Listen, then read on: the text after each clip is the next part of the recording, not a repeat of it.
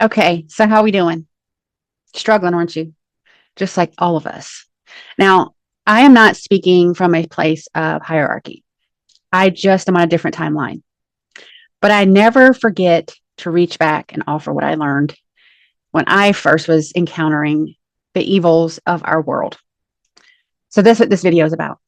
I know what it feels like to not have anybody to talk to. I know what it feels like to have it on a loop in your mind of what the fuck did I just see? How could this be my world? How can this be the systems that I engage with? So let's break it down. I am not going to get into the specifics of what is being disclosed. That's not necessary. You don't need to hear it again. You've seen enough. You really have. There are those I don't truly understand that want to know every detail. They want to read every detail. They want to see every image and every video.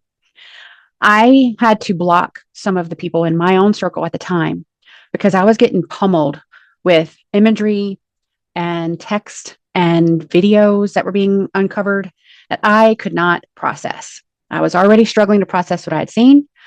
So I had to enforce that boundary. I gave a warning. They kept coming. And I said, that's it. I can't do it anymore. And I blocked them. I never regretted that decision. That was my own healthy boundary. And I'm going to share with you a few things that you can do to help yourself process because your nervous system is crying out for it. So we're looking at all the systems that basically dictate the framework, the scaffolding of the world that we live in. People do use the term matrix for a reason. It holds us in religion, finance, education, healthcare, politics, government. We are seeing via disclosure that it is not just one entity, like people like to victimize or villainize that one entity. It's not just that one entity. This is multiple entities and multiple different systems that have, for longer than you and I have been alive, and I'm about to be 53, have been engaged in these deviant, immoral, evil actions, all for seemingly the sake of power, prestige, and position. This is a bloodline issue for many. They are grown to be a part of the system that oppresses and harms and abuses. And then there's us, we the people that trusted, the ones that have faith. So now we're questioning our judgment. That's what I did. I said, how could I be so wrong? How could I not see it? Because once you see it, you can't unsee it. Am I right? So we're seeing now these deviant beings have created policy and governance practices that have affected us as it's trickled down through the ages. It is now the accepted norm. They are normalizing their deviant behavior because we, the people, have been sheep for far too long and gave them the false sense of power over us. For some, maybe it was a true sense of power. But I ask you today, do you want to continue down that road or do you want to take your power back? Because that's just a choice. And then you make some changes.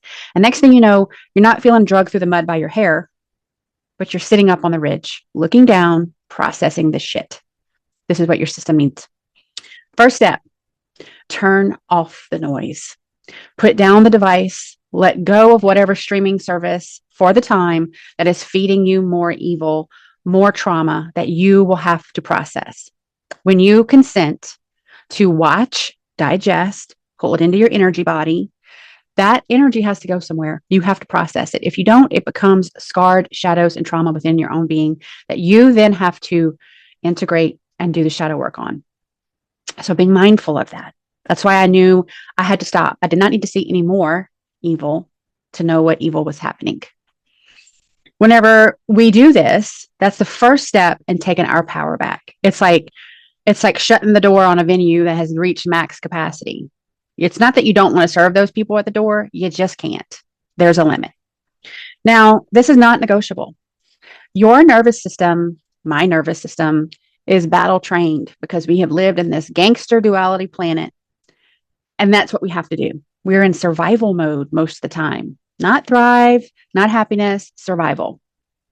There's some things you can do by will and consent and intention that pulls you out of that survival mode so that you can take a breath, probably a breath you didn't know you've been holding, but you are. This is the first step to processing the trauma that you're taking in your body. These are the things I recommend. No particular order. You don't have to do them all, but I do suggest you start with one, just one. Find one that you can do and start there. Grounding, also known as earthing. You want to put your feet on the ground if at all possible and face in the sun and sit there without any devices, without any noise, listening to the sounds of nature, because that's going to soothe your system. If you can do it for 30 minutes, do it. If you're in an inclement area, you can't put your feet on the ground. You might get frostbitten toes. Let's not do that.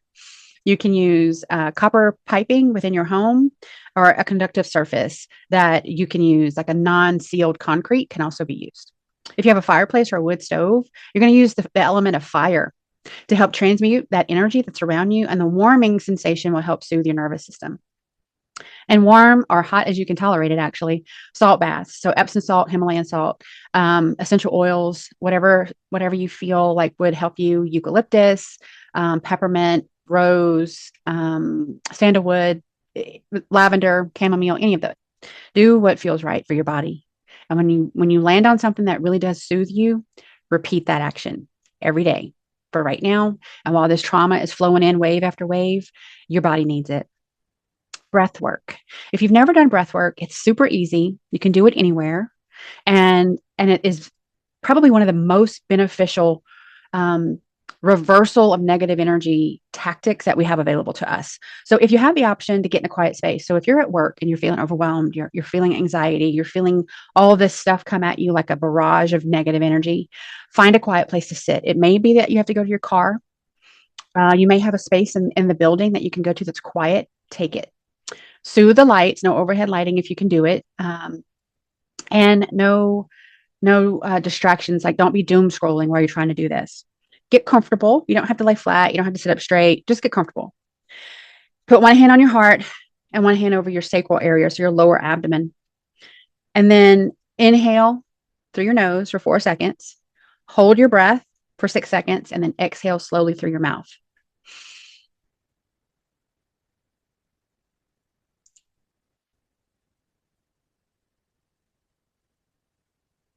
Exhale for 8 seconds. So it's 4, 6, 8. That's the triangle.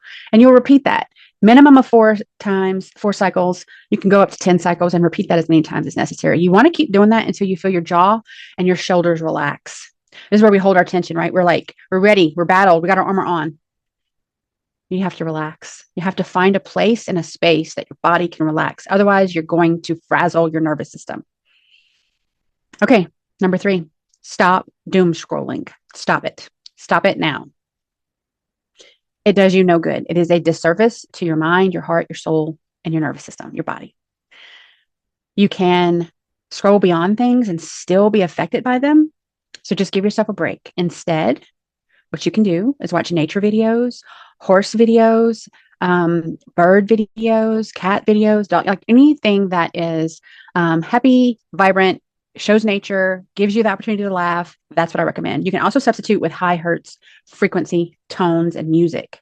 So 432, 963 is what I tend to dial up. Hertz, 1111 hertz.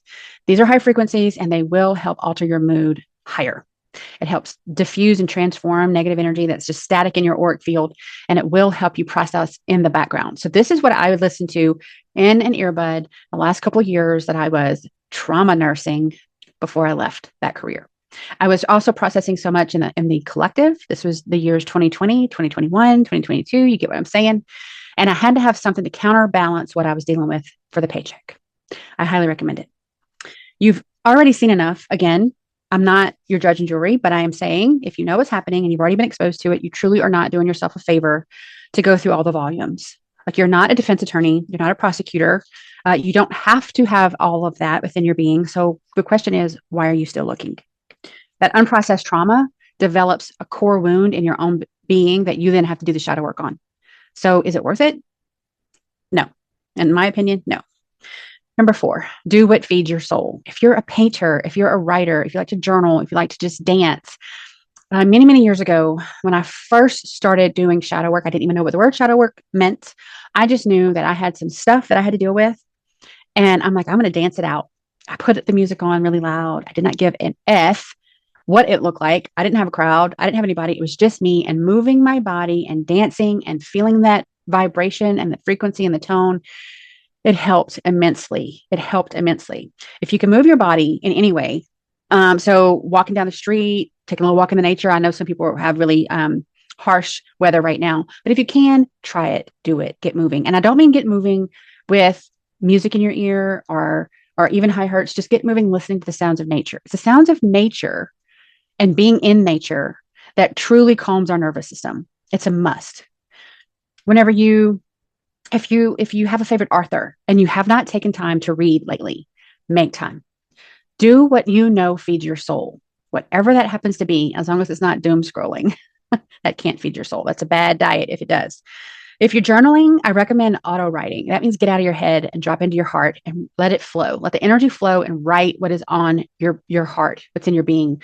Write it that no one will ever read it. You're not writing this to turn it in for a paper. This is not going to be graded. This is literally a way to get the energy that is toxic in your system out onto the page. And to take it one step further, you can transmute that energy by burning it. Transmute it with fire. Meditation. Not everyone can meditate, but if you can, I recommend it. If you can't, I recommend still putting on the meditation and sitting through it in stillness without an agenda, without trying to solve the world's problems, without trying to micromanage and do 45 different things at once while listening to the meditation. Just be in the moment. Stretch. We get very, very tense. We trap the energy in our body. So getting down, stretching, moving your arms, leaning against the wall, feeling something solid behind your body as a support is extremely helpful. When you feel like the world's about to knock you over, it is helpful to have support. If you don't have a being that can hold you in true support, use the wall, use the floor. It's very important that your system knows you're not going to fall through the face of the earth. And I know that sounds extreme, but some people get so frazzled in their system, they literally can't tell where the ground is anymore. If you're a person that likes to work out, don't overdo it because of this energy. Find different outlets. I don't want you to get harmed by overdoing the workouts because of the energy that you're now processing. I can't stress nature enough. If whatever it is that you feel like doing, like say you want to journal, try journaling outside. If it's listening or dancing or something like that, listening to music or dancing, try that outside. Combining that with nature is super helpful. But remember, you can step back away from all of this chaos and take care of yourself.